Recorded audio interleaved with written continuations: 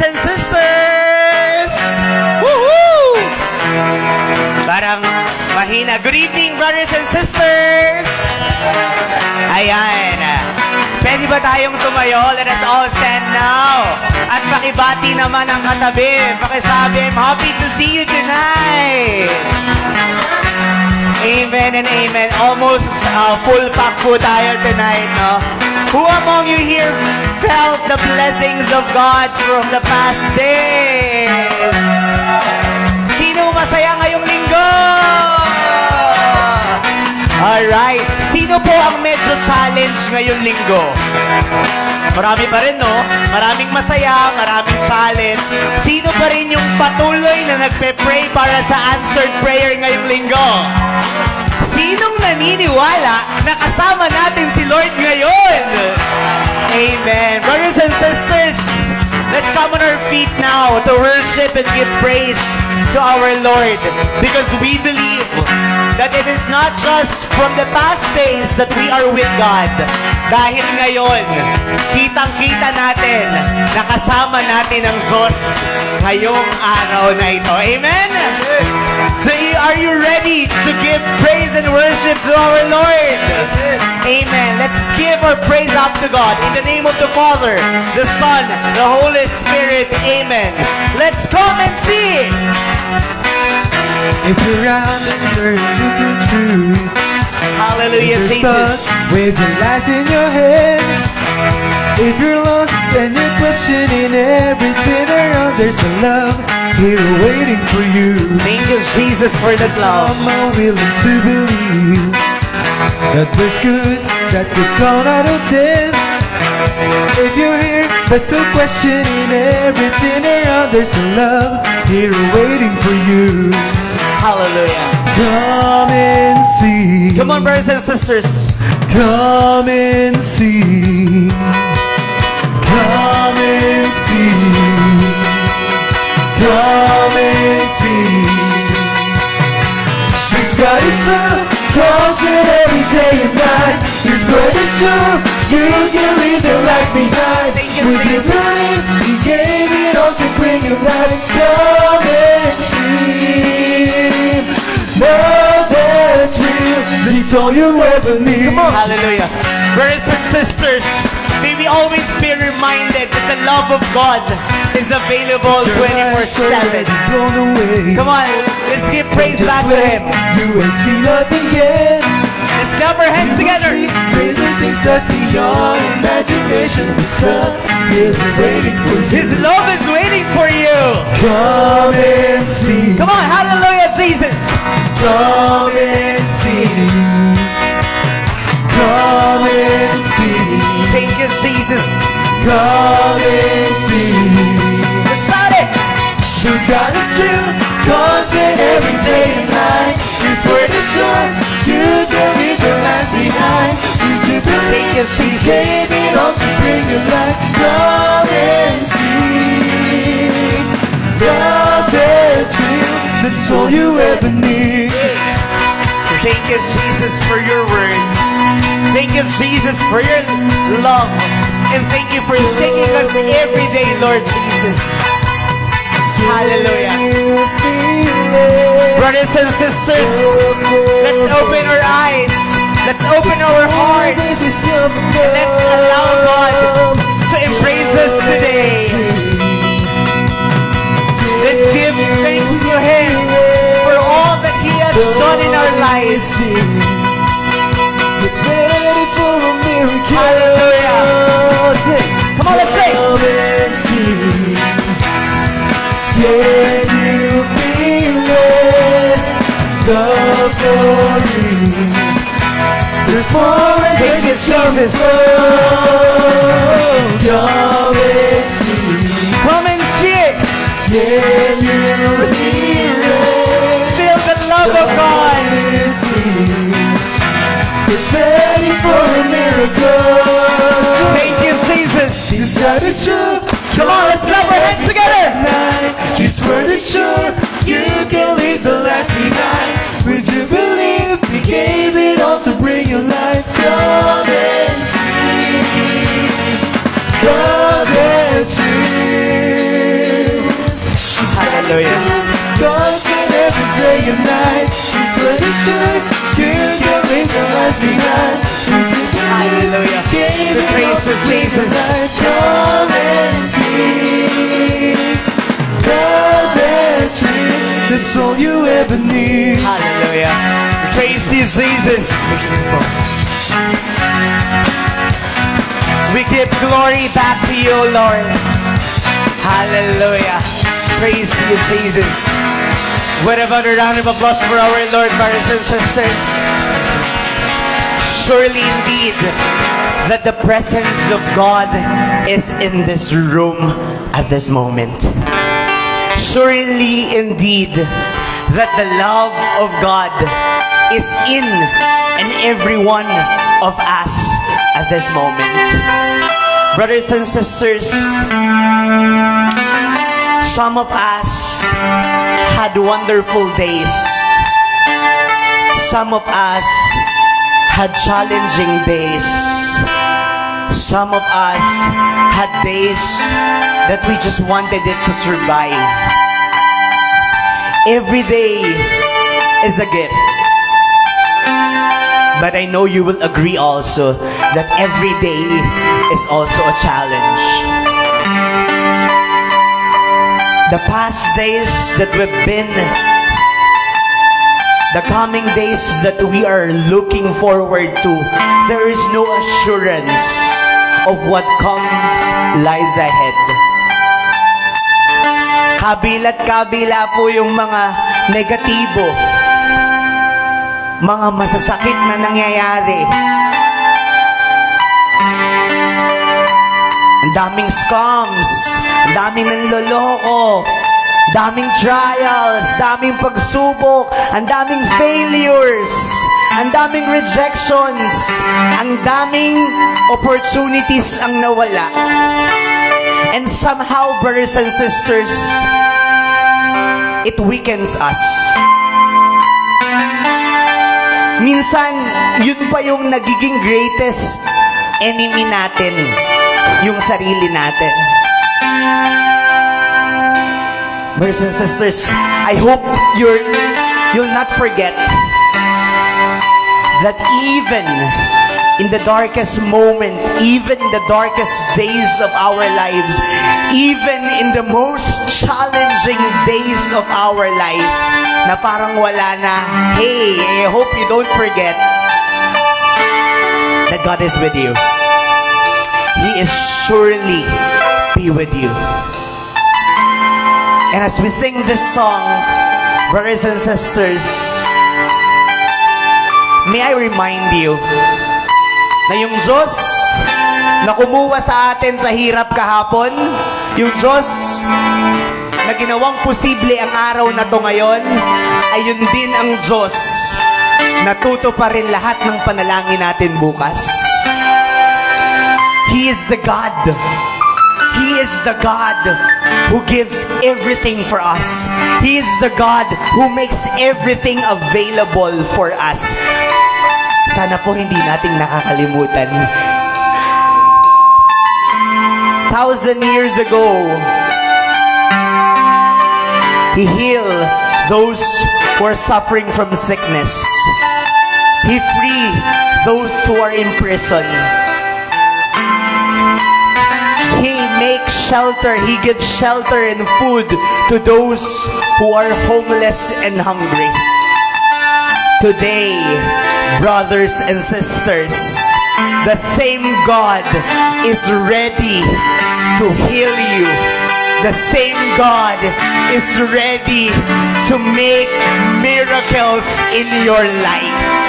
And today, brothers and sisters, the same God years ago is the God who will touch you, who will bless you, who will complete you, and who will embrace you tonight. And as a sign of surrender, let's give it back to Him. Let's offer everything back to Him. Everything that we have. Brothers and sisters, let's give our heart to Him.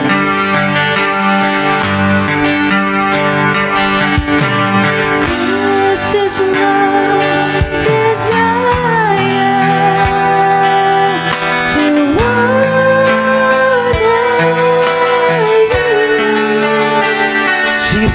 works in us. Lord, with all my heart, I worship you. We're lifting every single prayers to you, Lord. All I have, Everything, Lord. Everything that we have, Lord, I give we give it back to you.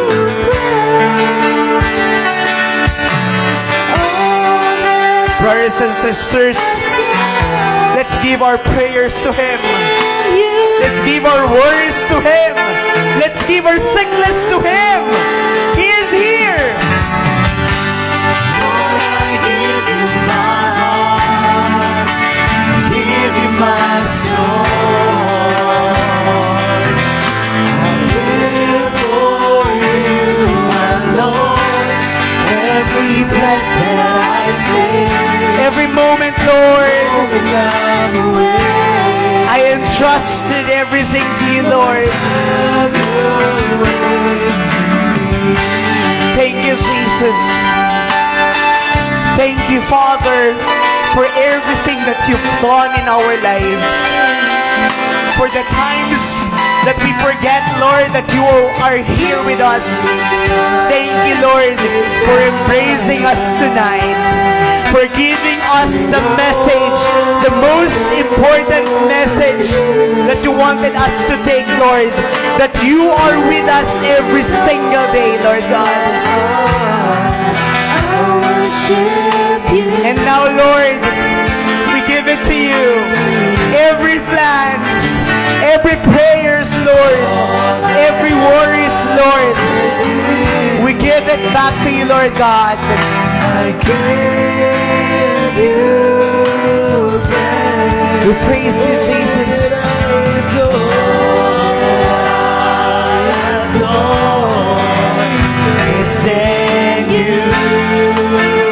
Come on, brothers and sisters, let's sing it out to God. Lord, I give you my heart, I give you my soul. I live for you alone. Yes, Lord. Madalas nakakalimutan namin, Lord. Madalas, Lord, nawawalan kami ng pag-asa, Lord. But tonight, Lord, we're lifting everything back to you. We are giving all of our worries to you, Lord. Naniniwala kami, Lord, that our prayers reaches heaven. That our hearts reaches you, Lord God. We are praising you, Lord. Naniniwala kami na hindi pa huli ang lahat, Lord God. Healing is coming in us, Lord. Relationship restoration is coming with us, oh Lord. Yung paglago ng business namin, Lord God. Yung pagpasa namin sa mga exam at sa studies namin. We are lifting it to you, Lord. Hindi pa huli ang lahat, Lord God. We know that you're here. We know that you're listening, Lord. Every single detail of our heart, Lord God. We know that you are listening. And even in the tiniest part of us, Lord, you will use us. You will use us, Lord. Thank you, Jesus. Thank you, Lord. Thank you for your provision, Lord. Thank you for your healing, Lord. Thank you for your presence, Lord. I give you my heart. Thank you, Lord, for all the grace that you gave to us, Lord.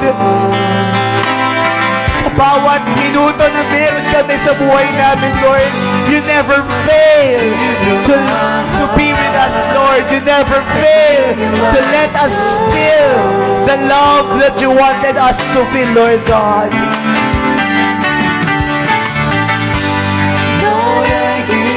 Lord, we know that even in the darkest moment of our lives, you are there.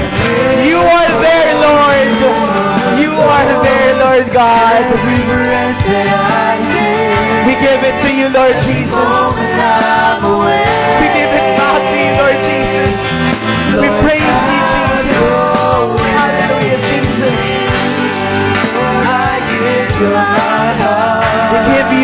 heart, Lord. We give you our heart, Lord. I live for you alone. Every breath that I take, every moment I'm awake. You are our God, Lord. You are our God, Lord. We praise you, Jesus. We glorify your name, Lord.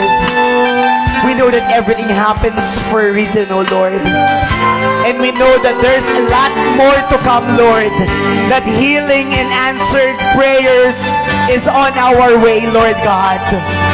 We know that your presence is here tonight, Lord God. That you will bless every single person who is in this room tonight, Lord God. We believe in that, Lord. We believe in that, Lord. And as we go home, Lord, we know that you will use us to be your instrument of love, to be your instrument of grace, to be your instrument of blessings, so that our families, our workmates, our friends, and our brothers and sisters will also feel the same blessing, the same embrace that you let us feel tonight, Lord Jesus. Naniniwala kami dun, Lord. We are giving our prayers up to you, Lord Jesus. We thank you, Jesus. We thank you, Jesus. We thank you, Jesus. We thank you, Jesus. Praise you, Jesus. Praise you, Jesus. You are our God. Hallelujah. Hallelujah. Hallelujah. Hallelujah. Hallelujah. Hallelujah. Glory be to the Father, to the Son, and to the Holy Spirit, as it was in the beginning, is now and ever shall be, world without end. Amen. In the name of the Father, the Son, and the Holy Spirit. Amen. Thank you, Jesus. Thank you, Jesus. Holy Spirit, be with us today. Magulo nga ho talaga ang mundo. Ang dami nating pangarap na gustong matupad. Kaliwat kanan yung away. Kaliwat kanan yung mga siraan. Pero alam niyo mga kapatid, siguro kung ito lang yung babanggitin ng bawat isang tao sa atin, malulutas ang kaguluhan dito sa mundo. Tanong niyo ko ano? Sabayan niyo itong awitin na ito. Lord, I give you my heart. I give you my soul. I live for you alone. Every breath that I take, every moment I'm awake. Lord, have your way. Bigyan mo natin ng masigawang palakpakan ng ating Panginoon. Magandang hapon po sa inyong lahat. Batiin naman natin ang ating mga katabi ng magandang hapon.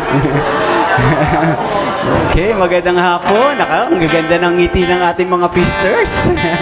Today, mga kapatid, we're going to continue our series on The Good Life. This is the story, our journey on the Sermon on the Mount. And talk number 5 na ho tayo ay entitled, Pursue Peace. Sabi nyo nga po, peace. Ayan, peace be with you, mga kapatid. So, as we continue, taas nyo yung inyong mga novena to God's love. And we will pray our favorite prayer dito sa feast, ang feast declaration of abundance. In the name of the Father, of the Son, of the Holy Spirit. Amen. Today, I receive all of God's love. Today, I open myself to the unbounded, limitless, overflowing abundance of God's universe. Today, I open myself to God's blessings, healing, and miracles. Today, I open myself to God's Word so that I become more like Jesus every day. Today, I proclaim that I am God's beloved. I am God's servant, God's powerful champion. And because I'm blessed in the world. In Jesus' name, amen. Something good is going. Yes, Lord.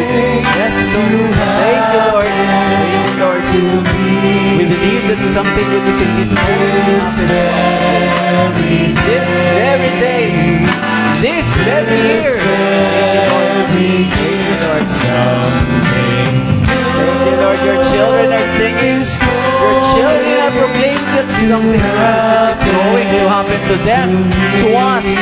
It's because Jesus is blessing our way.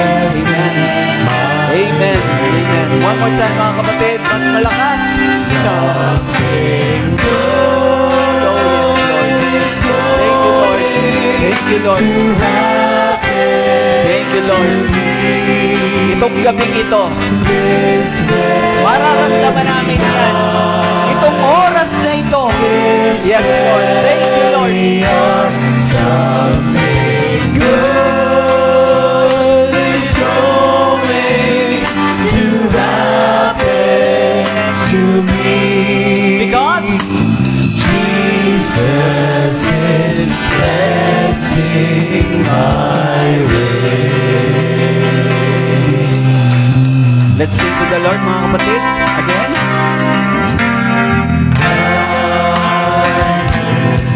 This is your word, Lord. My feet and the light unto my path. Amen. Thank you, Lord. This is your word, Lord. Unto my feet and the light unto my As you said, mga kapatid, palakpakan ho ulit natin na malakas ang ating Panginoon. Ayan, sige nga ho, let's have a quick survey. Sino ho dito ang gusto ng magandang buhay? Itaas ang kamay. Lahat tayo, di ba? Sino ba naman ang hindi? Paano natin mararamdaman ang magandang buhay? Ganito. Scroll nyo na lang ho ang inyong mga social media. Lahat ba tayo dito may Facebook? Amen. Meron ba dito na may Instagram? Di ba? Tingnan nyo na lang yung social media ninyo. Makikita nyo na kung ano yung magandang buhay. Meron diyang mga nagse-selfie sa likod ng malaking rebulto ni Mama Mary sa Regina Rica, sa Tanay, malamig. O kaya, nagse-selfie habang may masarap na pagkain, may ukoy dito sa likod. Or yung iba nating mga kaibigan, mas malayong napupuntahan, nagse-selfie sila, nasa likod nila, Disneyland. Wow, di ba? Or kaya, nasa likod nila, Mount Fuji sa Japan. Wow! Or kaya, yung Eiffel Tower sa Paris. Di ba?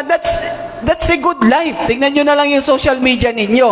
But today, mga kapatid, today, malalaman natin na para sa ating Panginoong Hesukristo, ang magandang buhay, alam ko lahat, marami sa atin meron ito.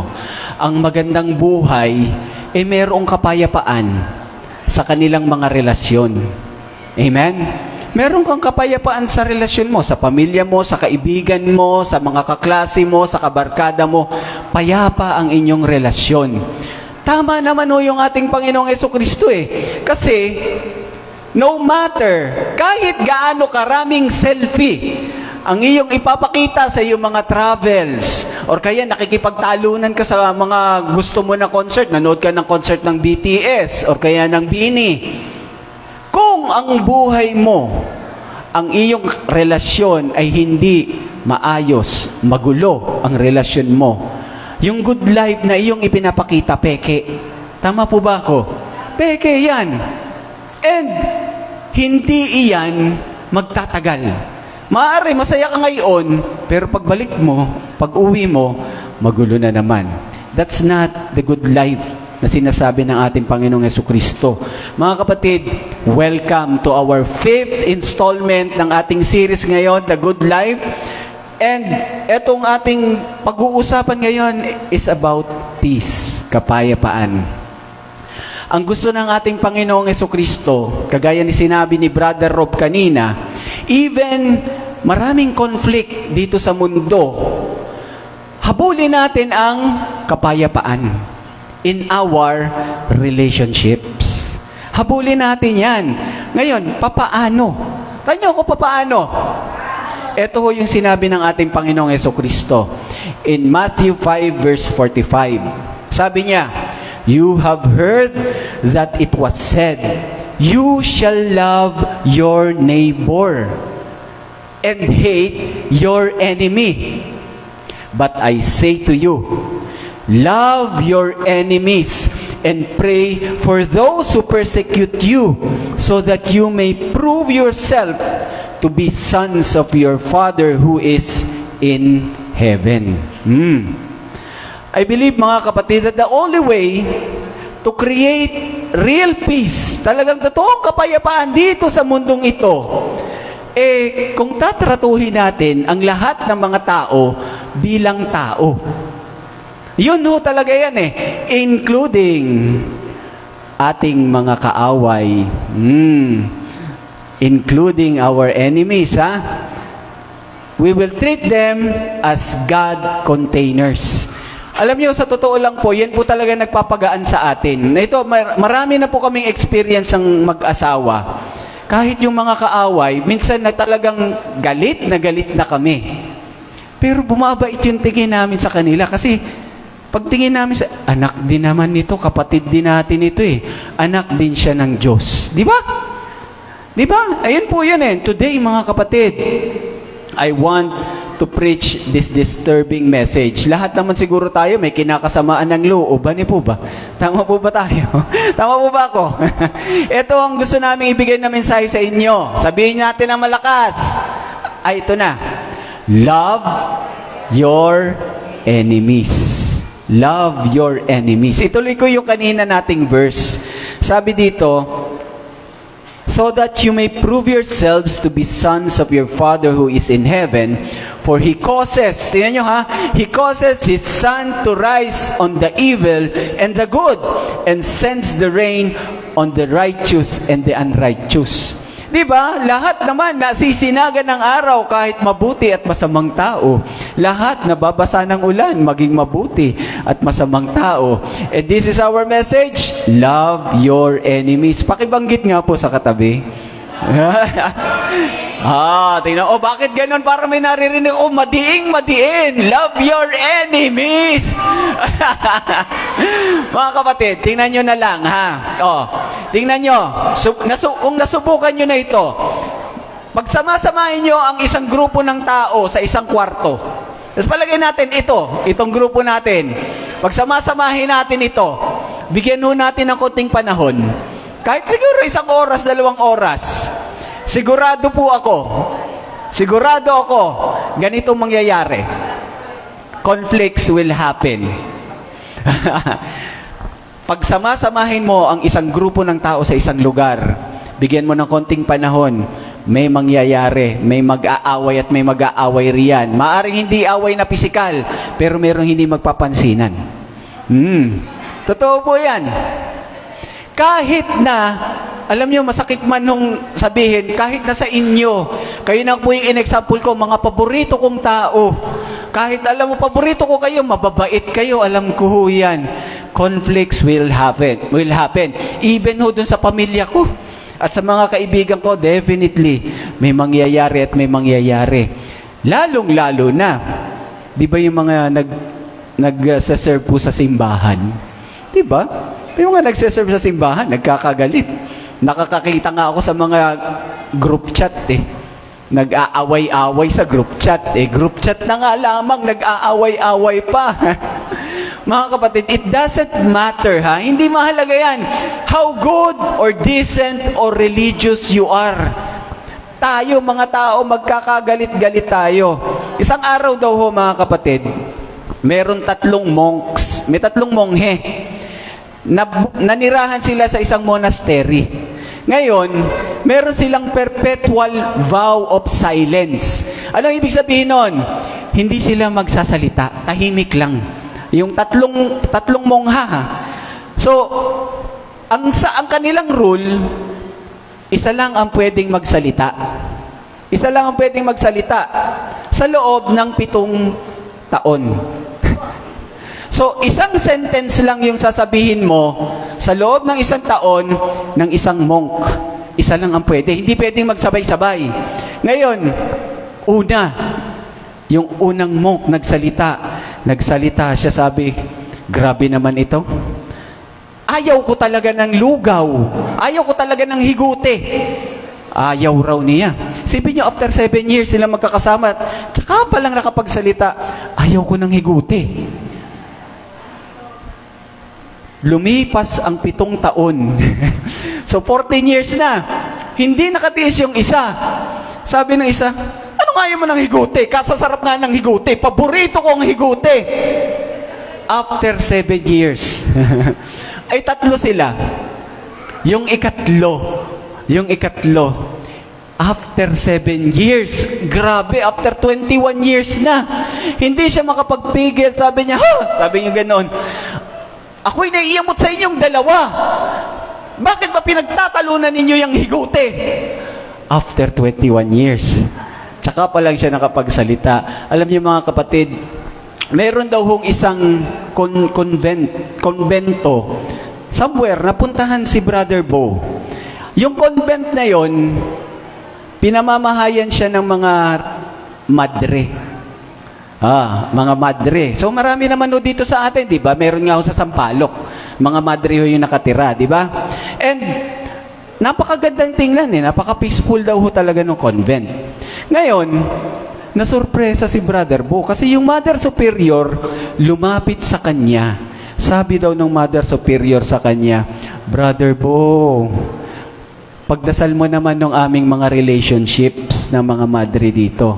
Kasi, meron ditong 3 madre na hindi nag-uusap sa isa't isa. Masasama pala yung loob.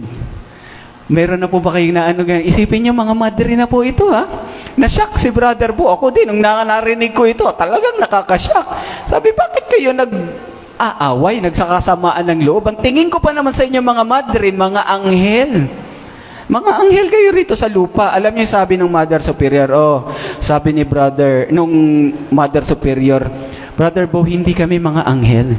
Hindi kami mga anghel. Kami rin ay mga tao na nag-aaway, nagkakasamaan ng loob, and fighting our own inner demons.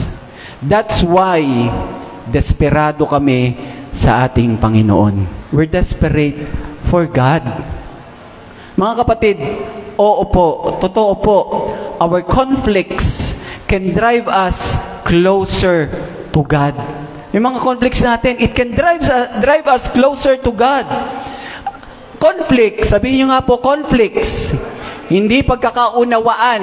Yang hindi pagkakaunawaan na yan, nangyayari talaga yan. Kapag halimbawa, ang ating salita, hindi natin naiintindihan, hindi tayo nagkakaintindihan, words get misunderstood. Or kaya, yung ating mga gestures, yung mga tawag natin doon, non-verbal, mga non-verbal nating gestures, hindi nami-misinterpret ng tao. Or kaya meron tayong mga past trauma na titrigger. Yan, talagang nagkakaroon ng conflict. And Jesus preached this sermon, mga kapatid, yun sa mga tao ba na nakakaranas ng maraming conflicts. Sinabi niya itong binasa natin, yung Bible verse natin yan, doon sa mga tao na maraming conflicts na nararanasan. Ang kanya mga audience, noong panahon na yon, nung binanggit niya ito, di yung mga sundalong Romano, yung mga corrupt na tax collectors, noong mga panahon na yon, yung mga mapagmarunong at mapagmataas at parang mabait na mga religious leaders and selfish neighbors and toxic family members. Yun yung kinausap ng ating Panginoong Jesucristo. According to Jesus, mga kapatid, how do you pursue peace in a world of conflict? Paano nga ba? Paano natin nahabulin ang kapayapaan doon sa mundo na panay away or nagkakagulo? 2 paraan, mga kapatid. Ibibigay ko sa inyo yung una. Number 1, be a person of your word. Sabihin nyo nga po yan, be a person of your word. Ikaw daw, panindigan mo yung iyong sinasabi. Conflicts, mga kapatid, happen when people break promises. Di ba? Di ba sinabi mo sa akin, ibibigay mo yung araw at buwan? Iba yung ibinigay mo sa akin, kalendaryo. Di ba? The world is broken, mga kapatid. Kasi maraming mga tao ang hindi tumutupad ng kanilang mga pangako. Sa mga mag-asawa. Di ba? Nag-aaway ang mag-asawa kasi hindi tumupad ng pangako sa isa't isa. Kaya yung mga bata nagtatampo sa kanilang mga magulang kasi hindi daw tinupad yung kanilang mga pangako. Lalo na siguro yung mga mamamayan natin na nagagalit sa mga politiko na hindi tumutupad ng pangako. Sabi, magpapatayo ng ganito. Yan, 1 taon, sira. Di ba? Mga kapatid, meron pa yung mga business owners. Kaya sila nawawala ng mga customer dahil hindi tumutupad ng pangako. Tanong, gusto niyo ho bang magamot itong ating conflict, itong ating fractured world? Amen? Unang-una, start keeping your promises. Tuparin mo yung pangako mo. Kahit anong mangyari, tuparin mo yung iyong pangako. Amen? Ano sabi ng ating Panginoong Hesukristo? In Matthew 5 verses 33 to 36. Sabi dito, again, you have heard that the ancients were told, you shall not make false vows, but you shall fulfill your vows to the world. But I say to you, take no oath at all, neither by heaven, nor for it is the throne of God, nor by the earth, for it is the footstool of his feet, nor by Jerusalem, for it is the city of the great King, nor shall you take an oath by your head, for you cannot make a single hair white or black. Yan. Alam niyo mga kapatid, noong unang panahon, bibigay ko sa inyo yung konteksto ha. Noong unang panahon, kapag yung mga tao ay nagbibigay ng pangako, sinasabi nila, I swear to God, by God's name, ako'y nangangako sa ngalan ng Diyos. Ganon ho sila. Which was, pag sinabi ho nila yun, talagang binding. Ibig sabihin, tutuparin nila yung pangako nila. Bakit? Kasi yung pangalan ng Diyos talagang sagrado. Diba? Pero hindi nila sinasabi yung pangalan ng Diyos. Hindi nila binabanggit yung pangalan ni Yahweh. Hindi nila binabanggit talaga. Bakit? Kasi pag hindi natupad yung pangako nila, sila raw ay mamamatay. Ganan ho yan noong unang panahon. Ngayon, para nila maikutan yung batas ng pangako, yung pangangako, yung mga hindi po talaga hindi sila parang ibinibigay nila, hindi sila tapat doon sa kanilang pangako. Ito yung kanilang sinasabi. Kung una sinasabi nila, I swear by God's name. Ang sinasabi ng mga tao na hindi talaga tutupad ng pangako, I swear by heaven. Or kaya sabihin nila, I swear by the temple. Hindi nila sasabihin, nangangako ako sa ngalan ng Diyos. Hindi. Sasabihin nila, nangangako ako, bagsakan man ako ng langit. Bakit nila ginagawa yon? Kasi gusto nilang makita yung butas ng batas. Kasi pag binanggit nila yung pangalan ng Diyos, binding sa kanila eh. So nakakakita sila ng loophole.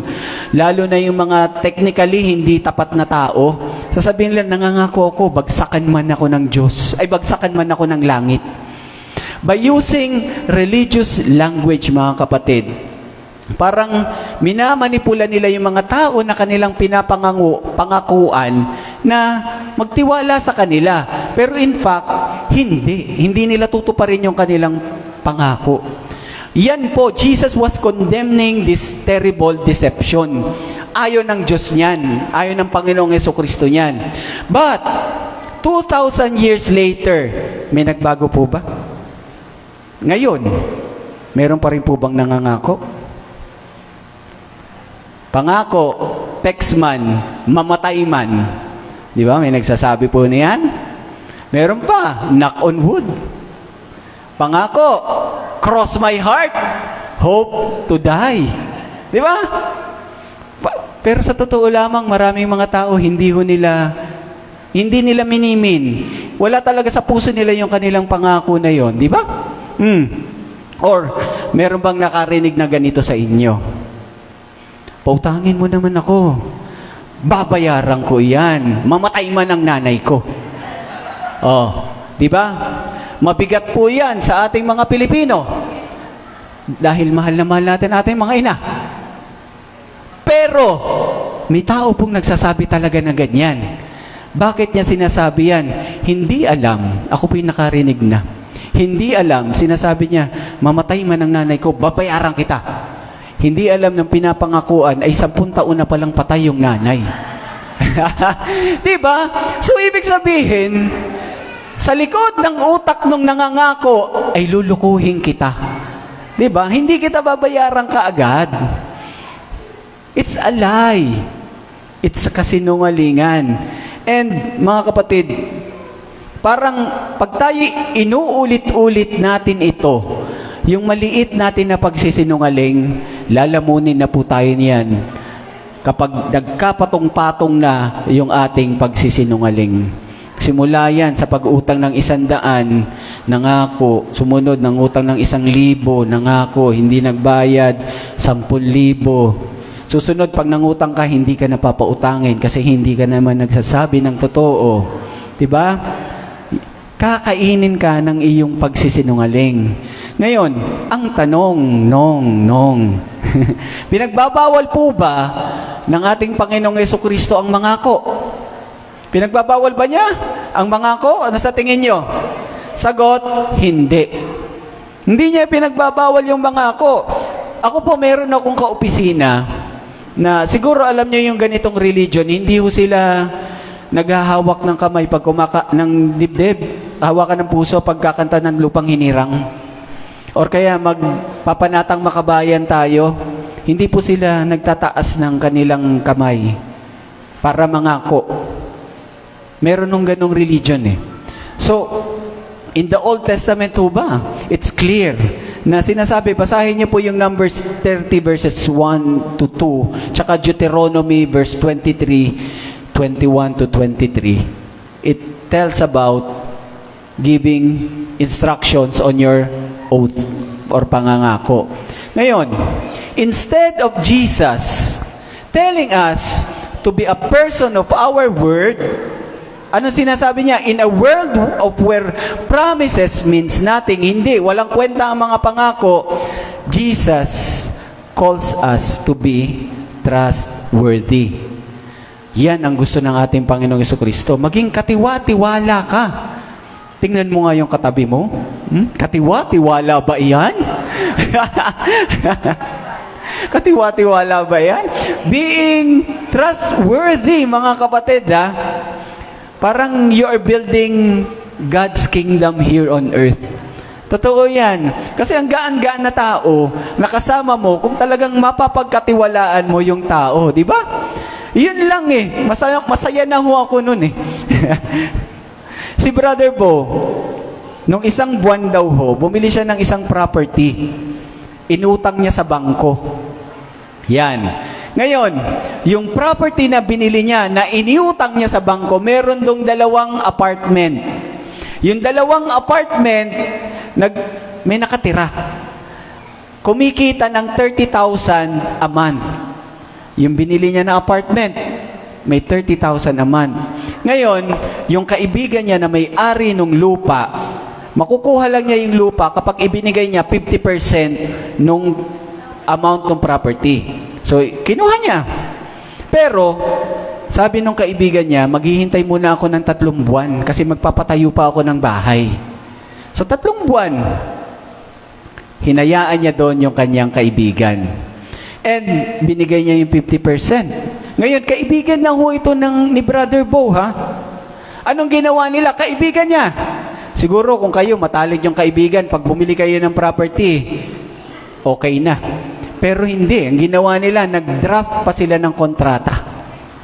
So nagsulat sila ng kontrata and have it notarized. Kailangan notaryado yan. Pinirmahan nilang pareho ito.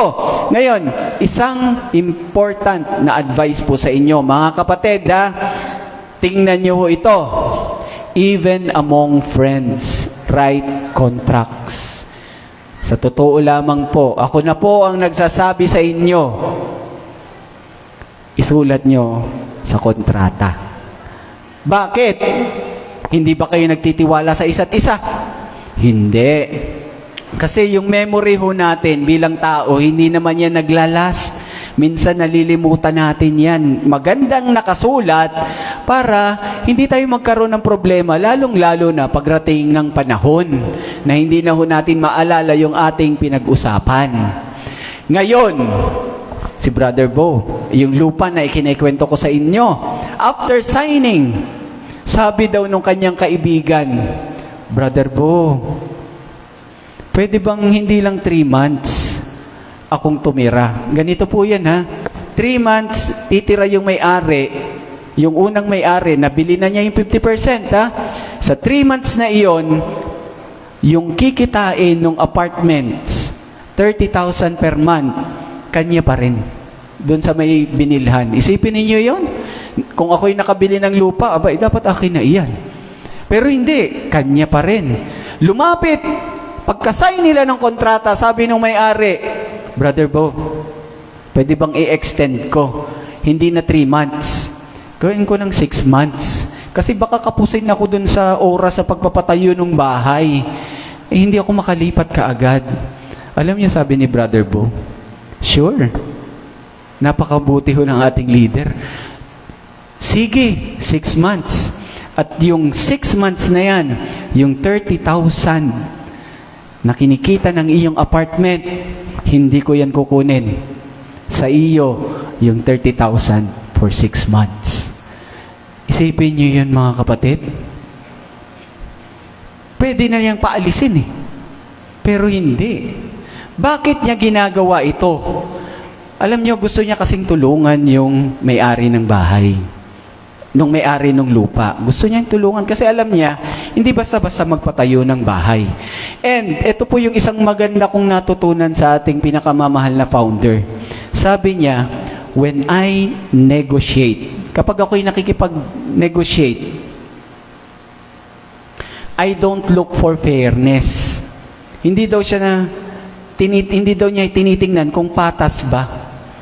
Ano tinitingnan ng ating Brother Bo? Tanong niyo ako ano? Sabi niya, I look for kindness. Yun daw. He doesn't look for fairness. He looks for kindness. Hindi niya tinatanong, magiging fair ba ito? Hindi niya tinatanong yan. Ang laging tinatanong niya sa sarili niya, how can I be kind? Paano ba ako magiging mabait? I think, mga kapatid, that is one of the reasons bakit, tignan niyo si Brother Bo, 60 years old nang mahigit, pero parang 50 years old pa lang siya, di ba? That's one of the reasons why he is happy and blessed financially. Tingnan niyo yung asawa ko. Hindi niyo akalain, ito na po yung edad niyan, parang 30 years old pa lang, di ba? I think napakagandang napakagandang perspective sa buhay. Paano ba ako magiging mabait sa aking kapwa? Truth, mga kapatid, contracts it contracts help. Kontrata nakakatulong yan, but trust and generosity make life so much easier, better, and happier. Sa totoo lang. Here's the next lesson, mga kapatid. Paano natin hahabulin ang kapayapaan? Number 2, love your enemies. Yan. Sabihin nyo nga ulit sa katabi nyo. Aray ko. Talagang tago sa akin. Para ako sinisibat rito. Kapag ikaw ay sinaktan at kapag ikaw ay nasaktan, ano ang gagawin mo? Ano ang sabi ng, tama po, forgive. Ano ang sabi ng ating Panginoong Hesukristo? Matthew 5 verses 38 to 40. You have heard that it was said, eye for eye and tooth for tooth. But I say to you, do not show opposition against an evil person. But whoever slaps you on your right cheek, turn the other toward him also. Ayan yung sabi ng ating Panginoong Hesukristo. And if someone wants to sue you and take your tunic, let him have your cloak also. Yan ang sabi ng ating Panginoon. Mga kapatid, noong unang panahon, hindi pa po ako nabubuhay ha. Pero nababasa ko ito. Ewan ko kung may nakaano na po nito. Parang nakasulat sa kanila several times. Ito, sa Old Testament ho. Ito sinasabi, but if there is any further injury, then you shall appoint as a penalty life for life, eye for eye, tooth for tooth, hand for hand, foot for foot, burn for burn, wound for wound, bruise for bruise. Basahin nun natin sa Tagalog, mas maganda.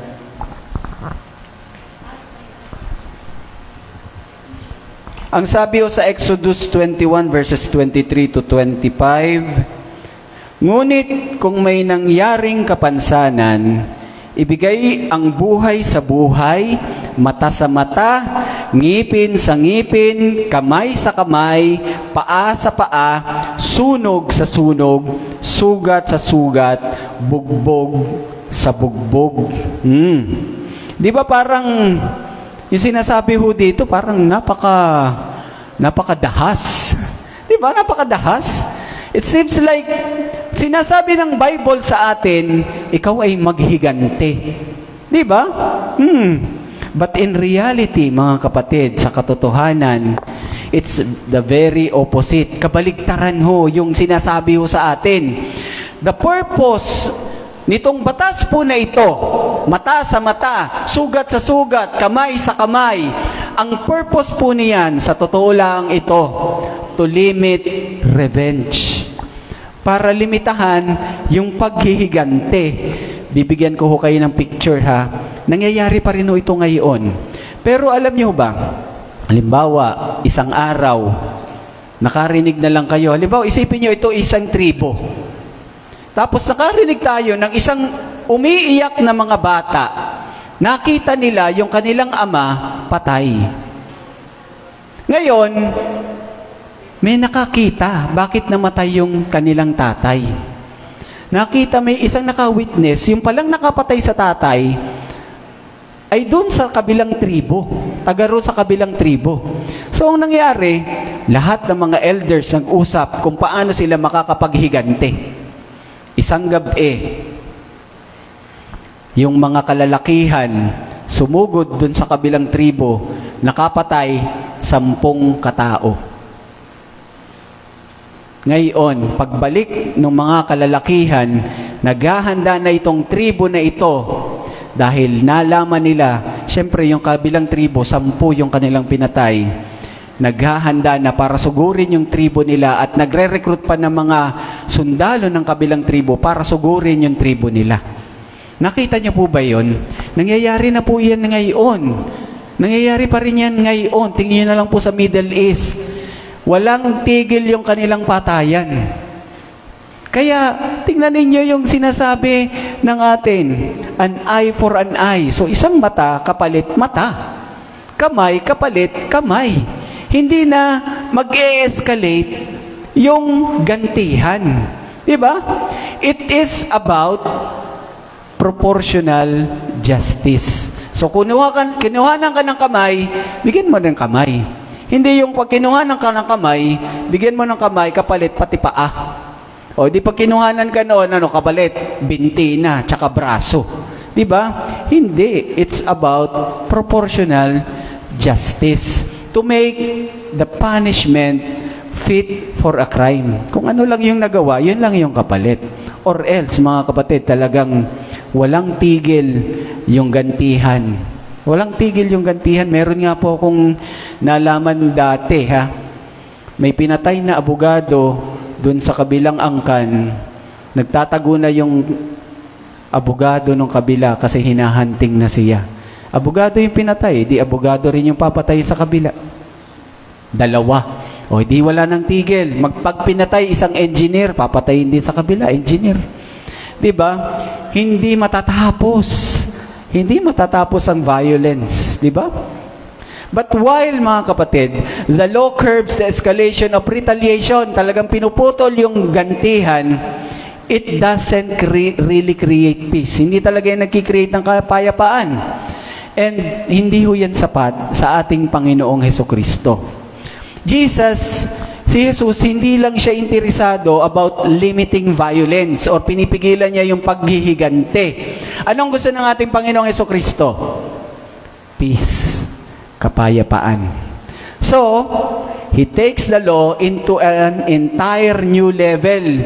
Yung pinakita ko sa inyo, an eye for an eye, a tooth for a tooth, yun yung lumang batas. Ibinigay ng ating Panginoong Hesukristo yung bago. And He gives 3 practical cases. Ano-ano yan? Una, case number 1. Anong sabi ng ating Panginoong Hesukristo? Let's read again. Turn your other cheek. Whoever slaps you on your right cheek, turn the other toward him also. Yan yung sabi ng Panginoon. Matthew 5 verses 39 to 40. Sabi niya yan, di ba? Sino bang magpapagawa po nito? Kapag sinampal ka sa kanang pisngi, ibigay mo yung kaliwa mo para sampalin ka rin. Yun ang sabi ng ating Panginoong Hesukristo, di ba parang kalokohan? sa ating salita, parang mali yata yun, ah. Parang sinasabi ng Panginoong Hesukristo sa atin, para kang maging doormat. Di ba yung doormat, pag marumi na yung ibabaw, baligtarin mo. Para yung malinis naman. Di ba parang ganon? Pero hindi po yun ang mensahe ng ating Panginoong Hesukristo. Hindi.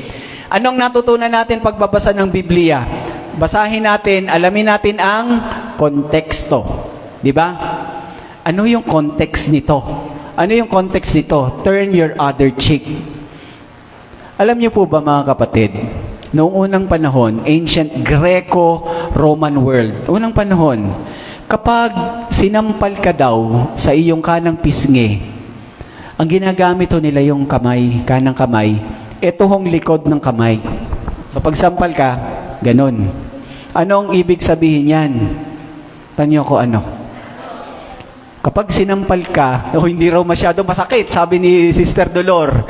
Kapag sinampal ka raw ng kanang kamay ho kasi gamit nila. Pag sinampal ka, nang gamit ho itong likod na kamay, malamang meron pa rin yung gumagawa nito. Ibig sabihin nito, pinapahiya ka ng taong nanampal. Ibig sabihin noon, mas mataas ako sa iyo. Pak! Sampaling ka. Yun ho yun. Kaya, hindi niya, totoo po, Sister Dolor, hindi masakit. Hindi talaga intensyon ng taong nanampal na saktan ka.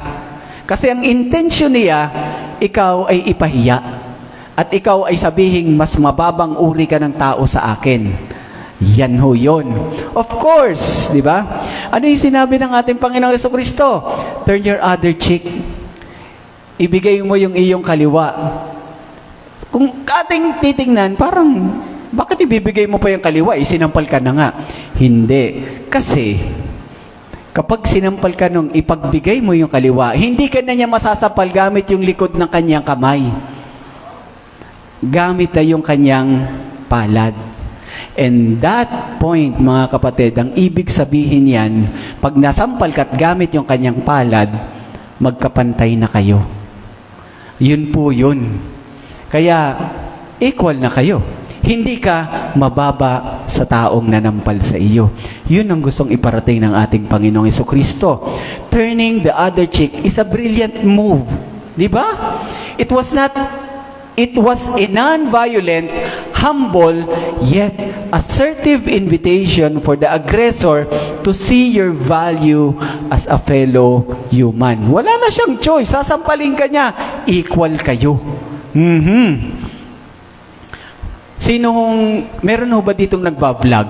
Or kaya nagpo-post ng reel sa kanilang mga Facebook accounts or sa kanilang mga social media? Taas ang kamay, meron? Nakatanggap na ho ba kayo ng mga bashing? Di ba? Kahit anong ganda ng inyong intensyon, merong magko-comment ng pangit. Ano ba? Iyan, napakapangit naman ang iyong ginagawa. Or kaya, kung ano-ano. Di ba? Nakakatanggap ba kayo? Kahit nga mag-post lang kayo sa inyong Facebook account ng picture, nakakatanggap ba kayo ng ganon? Lalo na't marami kayong followers. Alam nyo, hindi ho kayo nag-iisa. Si Brother Bo, di ba, nag-share kami sa inyo ng mga kanyang mga pagdarasal everyday. Or kaya yung kanyang mga Truly Rich Club na mga video clips. Hindi ho siya immune sa pangbabash. Hindi talaga. Meron pa nga daw kung gumagawa ng video or even nagagawa ng essay kung paano siya sisirain. Talaga, sinasabihan ho si Brother Bo, ha? False prophet, isa daw siyang bulaang propeta. Sinasabi, devil servant. Isipin nyo naman yun, masakit ho sa akin yun. Sinasabi niya, filthy, greedy, prosperity preacher. Yun yung sabi sa kanya. And meron pang nagbigay sa kanya ng isang bashing. Sinabi niya, Brother Bo, pupunta ka sa impyerno. Kasama mo lahat ng nakikinig sa inyo. Aray ko naman. Masakit yun. Ang tanong, nasasaktan ho ba si Brother Bo? Ano sa tingin niyo? Tao siya. Nasasaktan siya. At talagang masakit ho sa kanya yung marinig or makita yung ganoong pambabash sa kanyang ginagawa. Ngayon, ano yung kanyang sagot sa mga bashing? Eto ho mga kapatid, pinagpe-pray niya. He prays for blessings. Doon sa mga taong nang babash sa kanya, pinagdarasal niya yung tao na yon kasama yung kanyang pamilya, pinagdarasal niya yung kanyang asawa, yung kanyang mga anak, pati yung mga careers. He wished them all best. Yun yung kanyang ginagawa. Kasi naniniwala si Brother Bo na kung sino man yung mga nang curse sa kanya, nang baba sa kanya, hindi niya dapat ibalik yun for 2 reasons. Ano yon? Tingnan niyo po yung kanyang sinabi. First, this is who I am. I'm God's beloved. And it's my nature to bless. Ano pa? Yung sinabi niya. Sabi niya, yun daw yung calling niya. That is my calling. I am God's servant. I am God's anointed. I am blessed to be a blessing. Yan ho si Brother Bo. Paano niya hindi magagawa yun? Imposible, di ba? Na parang ikaw na yung binabash pero walang effect. Masakit sa iyo pero yun ang iyong ginagawa. Kasi naniniwala si Brother Bo na if God is with him, who can be against him? Di ba? Kahit tayo, hindi man tayo binabasa sa social media, pero alam nyo, sa totoo lang po, ito po'y ginagawa namin. Mas magaano yung feeling kaysa sa yung nang-aaway sa iyo or yung naninira sa iyo, gagantihan mo. Sa totoo lamang, una lang yan, masaya. Lalo na kung nakaganti ka. Pero hindi yan tatagal. Mas maganda yung kung sino man yung nananakit sa iyo, mas pagdasal mo. Kasi hindi niya nauunawaan yung kanyang ginagawa. Diba? Ito po yung sabi ni Brother Bo. Number 2, whatever I give returns to me. Press down, shake it together, and running over. Ayan. Siksik, liglig, at umaapaw. That's the spiritual principle of the universe, mga kapatid, di ba? If you send blessings, claim it, di ba? If you give 30 folds, 50 folds, 100 folds, it will go back to you. Press down, shake it together, and running over. Siksik, liglig, at umaapaw. Di ba? Ang ganda-ganda niyan. That's why we encourage you, di ba mga kapatid, to give your love offerings and tithes Other than that, to give your time, your effort, your energy, and blessings to others. Kasi dyan tayo naniniwala mga taga-LOJ. Bilang Kristiyano at bilang Katoliko, lahat ng ating ibinibigay sa kapwa, bumabalik yan. Mas marami, siksik, liglig at umaapaw. Di ba? Amen? Some of the blessings, mga kapatid, hindi instant nating nararamdaman. Pero, merong instantly, ramdam mo kaagad yung blessing. Halimbawa, may nang-bash sa'yo, may nagmura sa'yo, may nanira sa'yo, ibinalik mo blessing. Ano yung babalik ka agad sa'yo? Matatanggal agad yung iyong galit. Di ba? Tanggal ka agad yung galit sa iyong puso. That's a blessing. Amen? Okay. Ikalawa, second case, mga kapatid. Give your cloak to. Ito ang sabi ng ating Panginoong Jesucristo. If anyone wants to sue you and take your tunic. Sabihin nyo nga po, tunic. Ano yung tunic? Yun yung damit na parang mahaba. Di ba mahabang damit. Yung merong parang long sleeve siya na mahaba. Yun po yung tunic. So, and take your tunic, let him have your cloak also. Ano yung cloak? Balabal. So, kung meron daw sa iyo, kukunin ang iyong tunic or damit, ibigay mo rin yung iyong balabal. Di ba? Parang ang sakit sa tenga. Sa totoo lamang po, parang hindi magandang pakinggan. Once again, mga kapatid, puntahan natin yung konteksto. Bakit ganito yung sinasabi ng ating Panginoong Jesucristo? Alam niyo mga kapatid, noong unang panahon, kapag daw po yung mga mahihirap, nangutang ng pera, umutang ng pera, at ibinigay yung balabal, ibinigay yung kanilang balabal, yung kanilang cloak, as collateral. Yun yung collateral nila. Ano ang sinasabi ng law of Moses? Sinasabi dun sa mga nagpautang, in Exodus 22 verses 26 to 27, if you ever seize your neighbor's cloak as a pledge, you are to return it to him before the sun sets.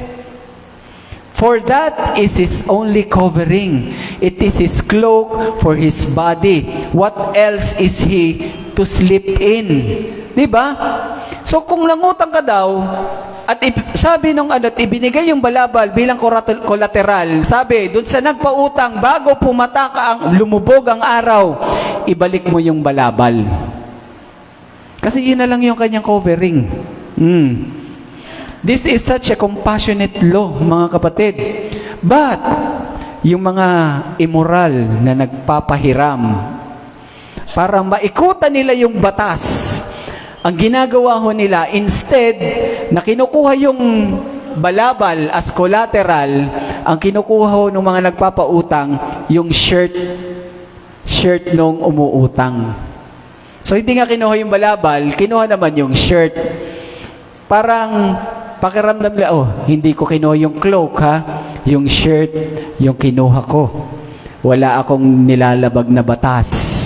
Mga kapatid, these are crooks looking for legal loopholes to do evil. Hinahanapan nila ng butas yung batas.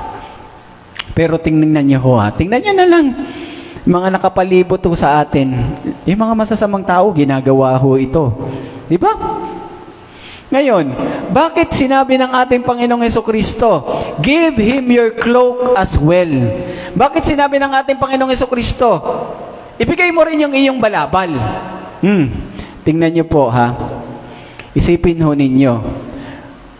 Kung kinuha ng iyong inutangan yung iyong damit at hindi kinuha yung iyong balabal, parang nakadamit ka pa rin kasi pwede mong takpan yung iyong katawan.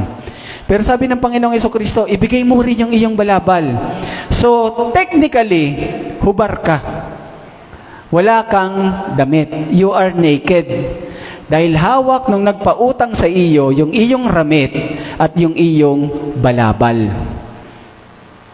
And the law specifically prohibits creditors, yung mga nagpapautang, na itago yung balabal bago lumubog yung araw. Ngayon, nakikita ng mga tao, ihubar. Halimbawa, ako, umutang, wala akong balabal, wala akong ramit. Sino kayang inutangan ito? Di ba? Napakasamang tao. Di ba? You've just exposed their cruelty. Ipinakita mo lang sa kanila, sa mga tao, napakasama naman ito. The shame, yung kahihiyan, hindi yan papatak dun sa umutang. Ang titingnan yan, yung nagpautang. Anong gusto ng Panginoong Jesucristo? Jesus wants us to expose injustice, not through violence, but through costly generosity. Yan ang gustong ipakita ng Panginoong Jesucristo. Ikatlo, pursuing peace. Walk a second mile. Sabi ng ating Panginoong Jesucristo, finally, whoever forces you to go 1 mile, go with him 2. Matthew 5 verse 41. Parang ang hirap namang isipin ho nito. Isipin ninyo, Katasing, kung nanonood ka, sinabi sa iyo, Katasing, tumayo ka, maglakar ka ng 1 mile. O ano ba yung 1 mile? 1.6 kilometers yung 1 mile. Parang rito sa Queen Mary hanggang roon siguro sa bago rumating ng makalampas ang kaunti ng Arko ng Morong or lagpas pa roon. Sabi, go for 1 mile. Pero sabi ng Panginoong Jesucristo, go with him 2 miles. 3 kilometrong mahigit. Yan ang gusto ho niya. Parang hirap isipin, di ba? Pero alam niyo ho ba, puntahan natin yung konteksto. Bakit yan yung sinasabi ng Panginoong Jesucristo? Noong unang panahon, yung mga Romano, alam niyo po ba, yung mga sundalong Romano, meron ho silang kapangyarihan. Halimbawa ako, nakita nila ako, naglalakad, meron akong mabigat na dala. Ay napagtripan ako ng sundalong Romano, hoy, sige, buhatin mo yan ng 1 mile. Maglakar ka. Inutusan ka. Wala kang choice kundi sumunod. Ganun ang mga sundalo noon. Sundalong Romano. So maglalakad ako ng 1.6 kilometers. Mabigat yung dala ko. Wala akong choice kundi sumunod kasi utos iyan ng sundalong Romano. Ngayon, obviously mga kapatid, kung tayo yung nasa panahon na yun, abay, ayaw natin ganoon. Sigurado ako, iiwas ako makakita ng sundalong Romano para ako'y utusan. Kasi nakakahiya. Sa kanila, bilang sundalo, parang nagmamanifest yan ng control. Kinokontrol ka nila. Ay, ako nakakataas sa iyo, kaya-kaya kitang utusan. And yet, sabi ng Panginoong Jesucristo, pag inutusan ka maglakad ng 1 milya, maglakad ka, gawin mong 2. Bakit? Tanyo ko bakit? Ito po. The first mile is an obligation. The second mile is a gift. Di ba? Yung una, obligasyon mo yan. Sige, sundan mo kasi sila yung nakakasakop sa inyo. Ikalawa, regalo ko na sa iyo yung susunod. The first one, sinunod mo yan out of submission. Susunod ka kasi siya yung authority. The second one, it is done through freedom. Ginawa ko yan bilang malayang tao. Di ba? Mga kapatid, in this way, the person asserts both his dignity and his kindness.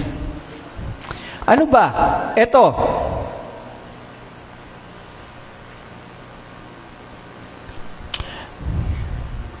Meron pong mag-ama. Yung tatay,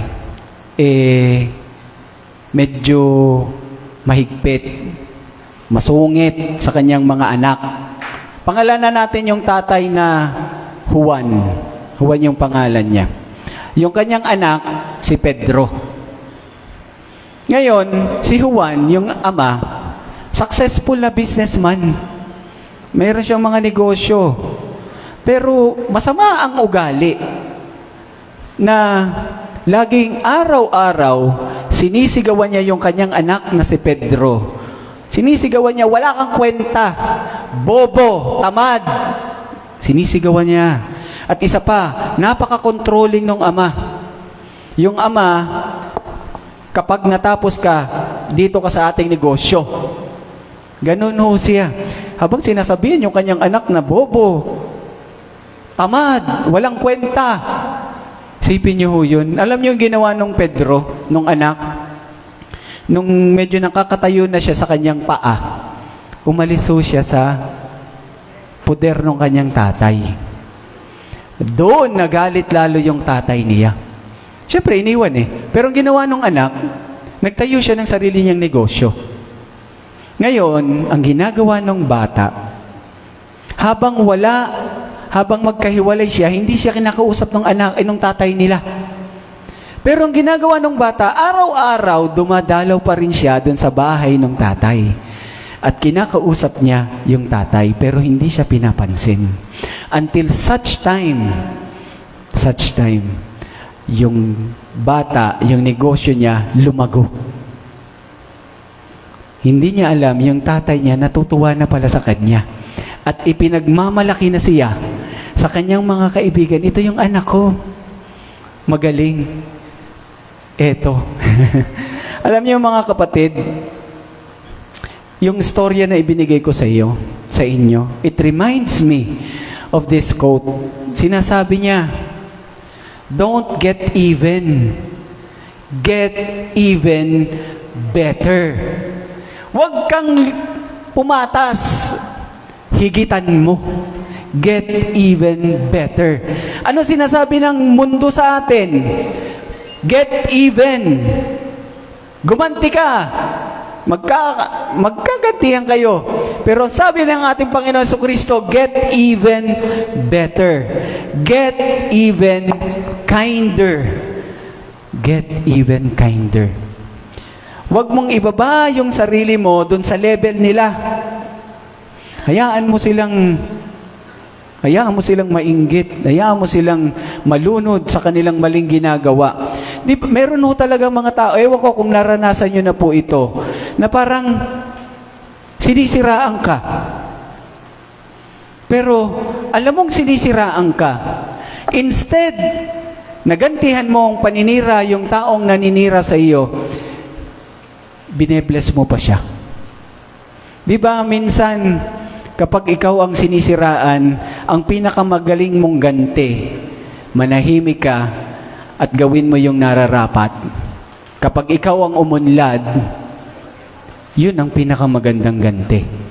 Di ba? Amen? If they're rude, kapag sila'y rude, be respectful.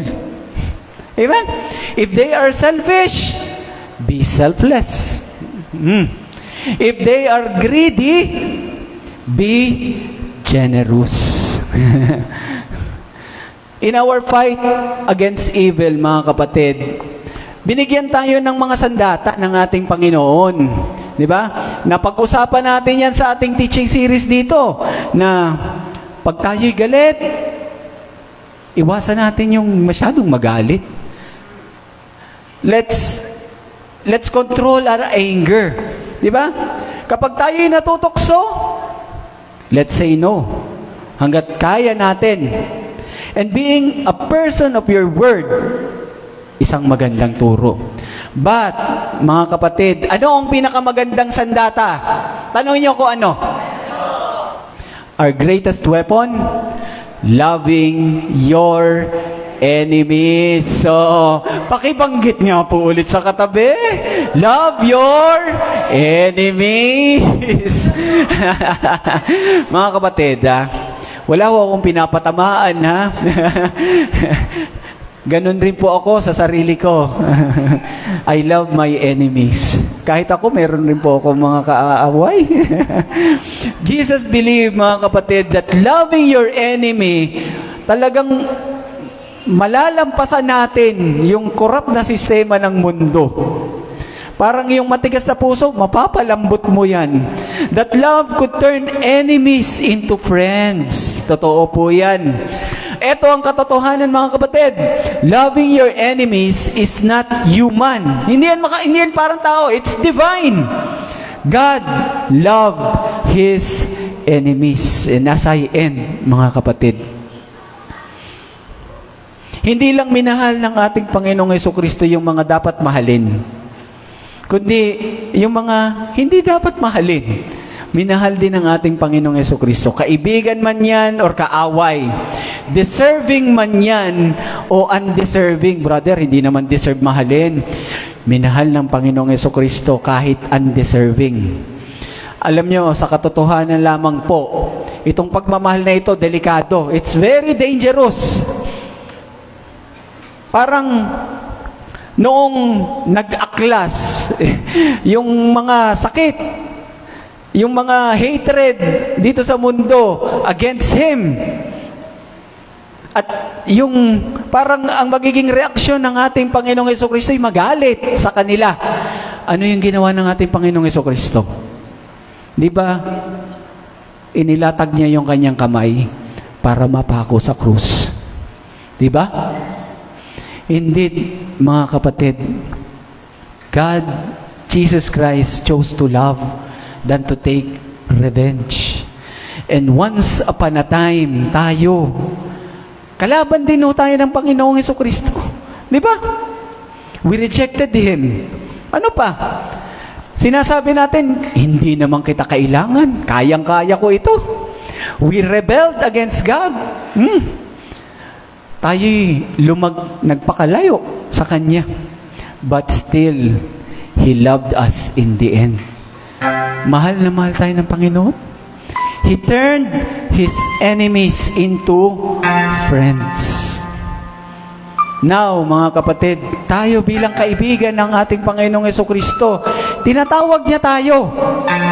Jesus is calling us to do what He did. Gawin din natin kung ano yung kanyang ginawa. At ano ho yung kanyang ginawa? He loved His enemies. Amen? Amen. Let's stand up, mga kapatid, and let's pray. In the name of the Father, of the Son, of the Holy Spirit. Amen, Lord.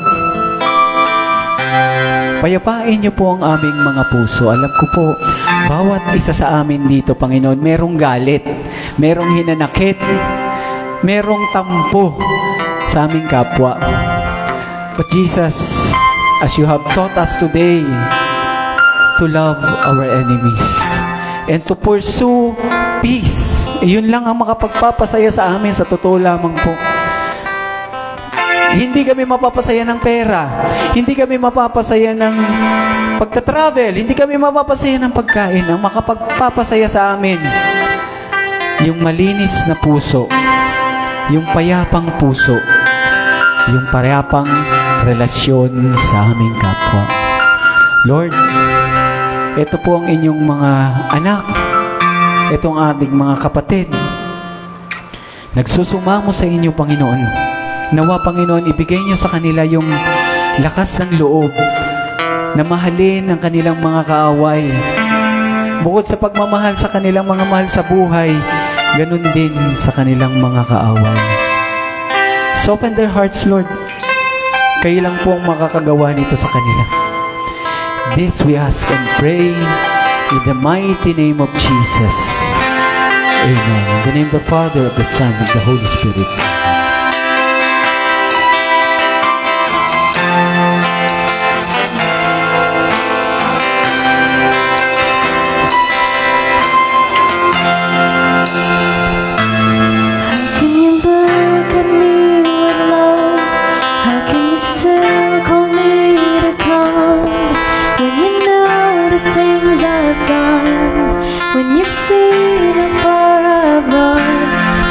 Choose to set me free.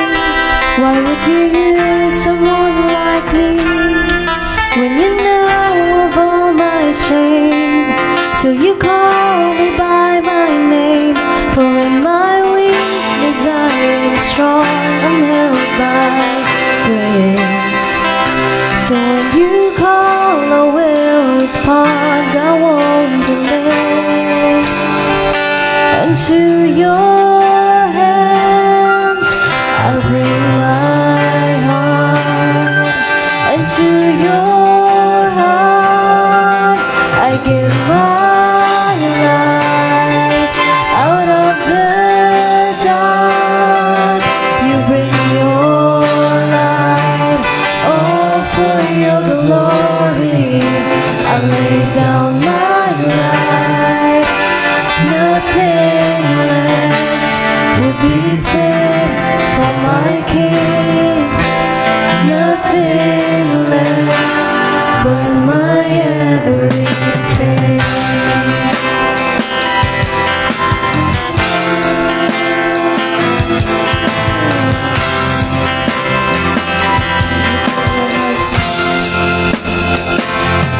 You know my frailties and my faults, but it didn't change your mind at all. For your blood has paid it all.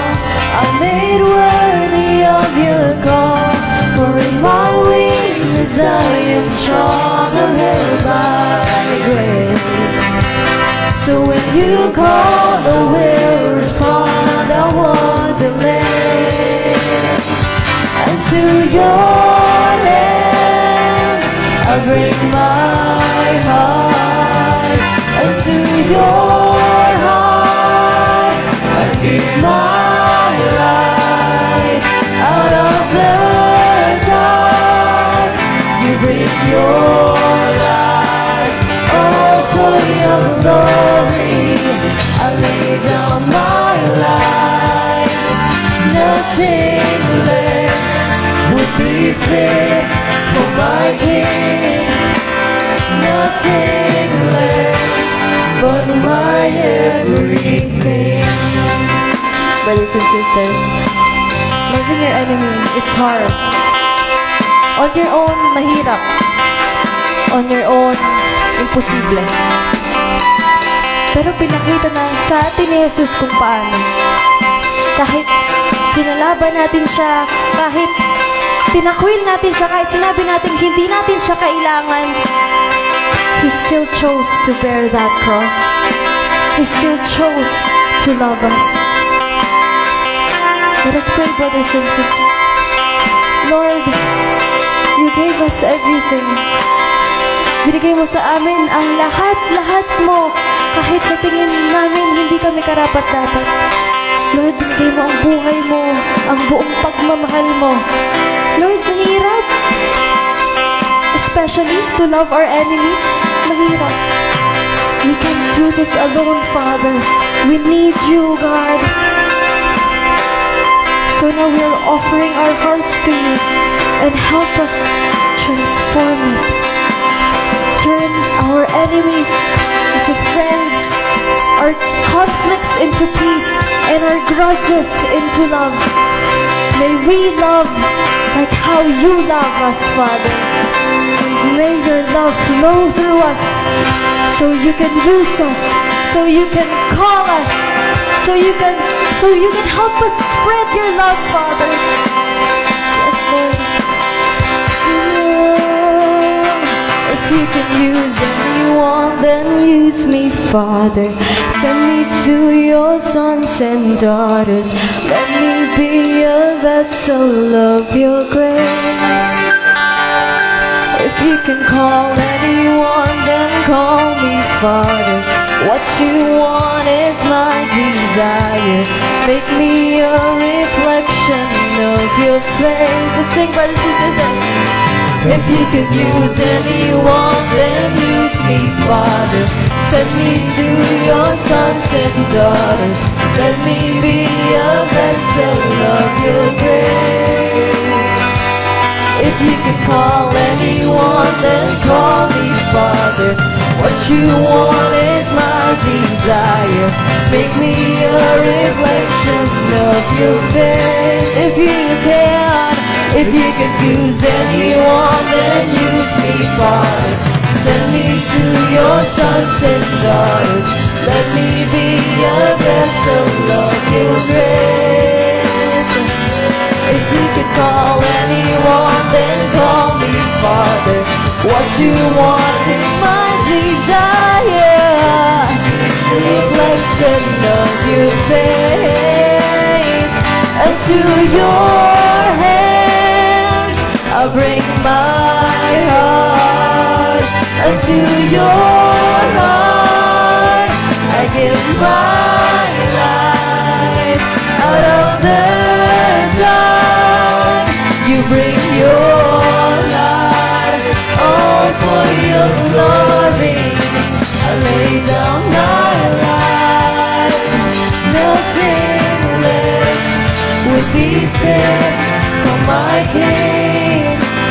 nothing less but my everything. We offer you our hearts and nothing less. Amen.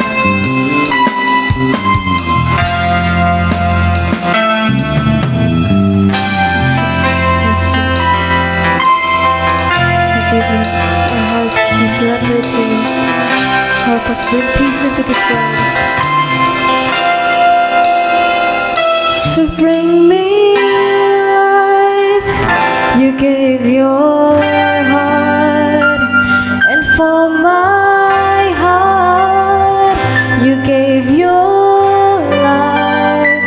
You chose the cross so I can rise.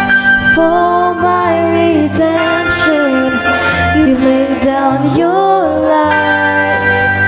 Nothing less would be fit for my sake.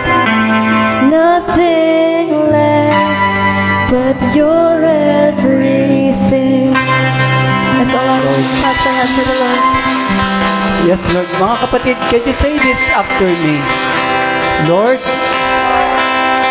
just only and I will follow. Panginoon, sabihin mo lang. Susunod ako. Amen.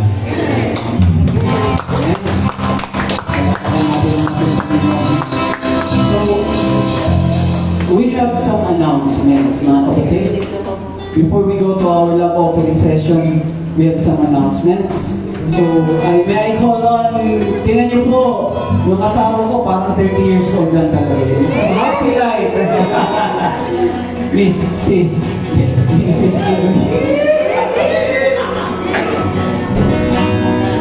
Hello, brothers and sisters. It's FeastCon again on November. So ito po ang ating announcement. FeastCon together on November 21 to 23, SMX Manila. So save the date. We are all invited or encouraged to join as we do it every year. So the biggest Catholic learning event of the year is back. And the best part, super sale promo is coming here at Feasting Mary. Yes! So may super sale na yan. The regular price is 2,400. So kapag po nag-purchase tayo until, I think the launching is August 31.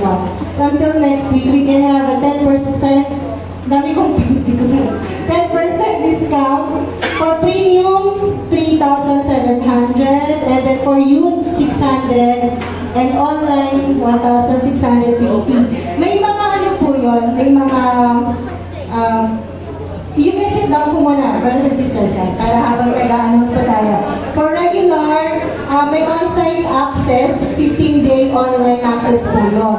Pag premium, may on-site access, may premium seating area na location na para sa inyo, 45-day online access and free shirt, press book. For the youth, yung online on-site access, and for online, yung 45-day online access.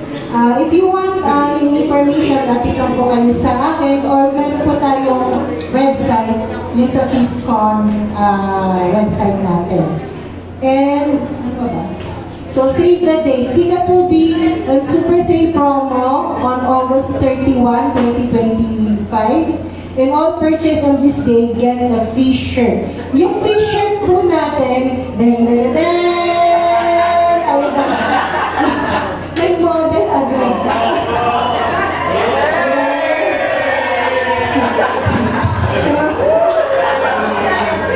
Libre, talent fee, walang talent fee. Ito po yung small, so kanchihin nyo na lang, and then the large. So for every purchase, may free t-shirt po yan. Especially for the, ano sabi ko kanina, for the premium na. So ang ganda-ganda, diba? Hindi na namin kayo yung talent fee mo. Okay, so save the date and be ready to secure your tickets. See you at our Super Saint promo launch on August 31. That will be on next week. Yun po. Yun po ang ating tarpaulin. You can have more details doon po sa tarpaulin natin. Salamat po.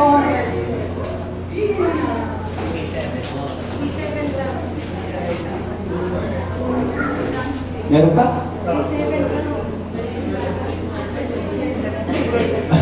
Oo, alam, meron mga manonood na po dito. Ngayon, nag-i-invite pa rin kami. Marami na tayo ngayon. Alam ko, marami na nagpa-reserve dito sa Feast with Mary. Pero kung sino pa ho yung gusto sumama, meron tayong Feast Worship Night. So yung mga kinakataho natin dito, live, makikita niyo ho sila.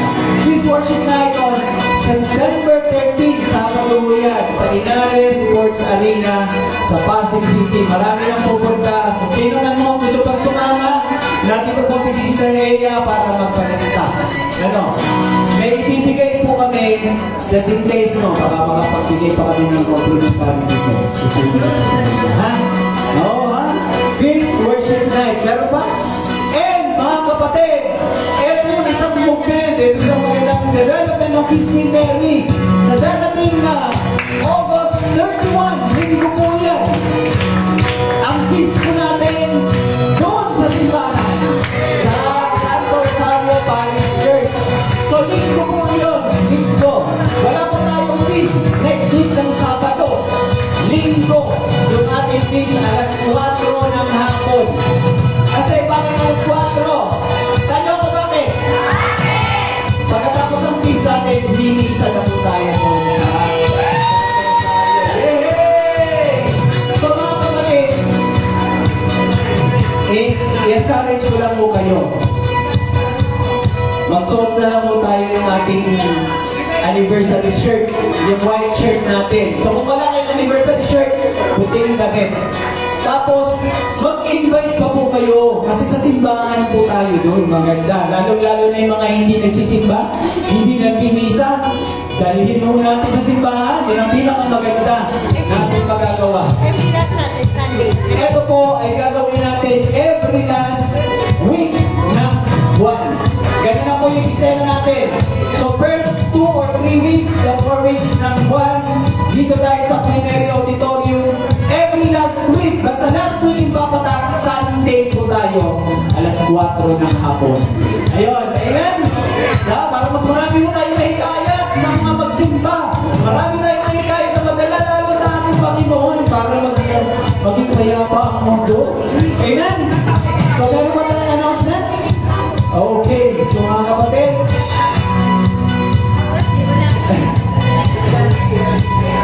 mga kapatid, tayo po muna tayo and let's pray for our love offering.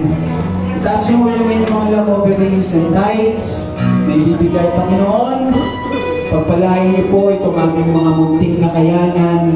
Nawa Panginoon, magamit po ito ng tama, lalong-lalo na po sa pagpapalaganan ng inyong mabuting balita at sa pagtulong sa aming mga kapwa na lalong mas nangangailangan kaysa sa amin. Nawa Panginoon, pagpalain niyo rin po itong mga tao na nagbibigay ng kanilang time, talents and treasures. Alam nila yung kanilang ginagawa. Bless them, Lord. Siksik, liglig, at umaapaw. Nawa Panginoon ang kanilang mga dalangin sa buhay, nakasulat sa kanilang novena to God's love at ang kanilang mga dalangin ng kanilang mga puso, Panginoon. Ibigay niyo po ito sa kanilang tamang panahon. Nawa Panginoon, bahala na po kayo sa kanila. Alam po ninyo kung ano yung nararapat sa kanila. This we ask and pray in the mighty name of Jesus. Amen. In the Father, the Son, and the Holy Spirit. Amen. So mga kapatid, with a very cheerful heart, let's have our love offering. Woo!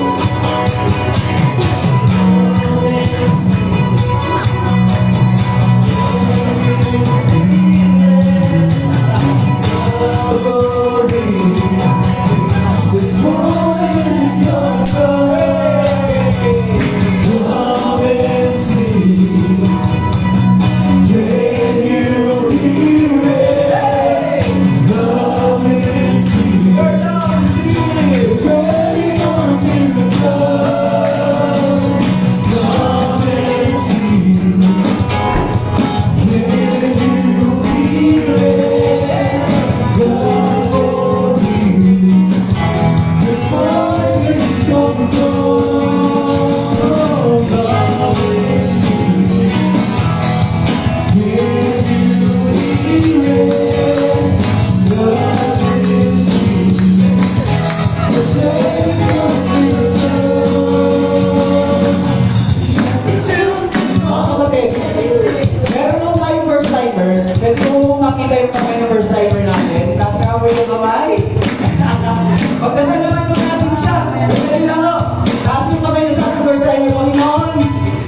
Dinadalangin po namin sa inyo itong aming kapatid. Hindi po ito pagkakataon na narito siya.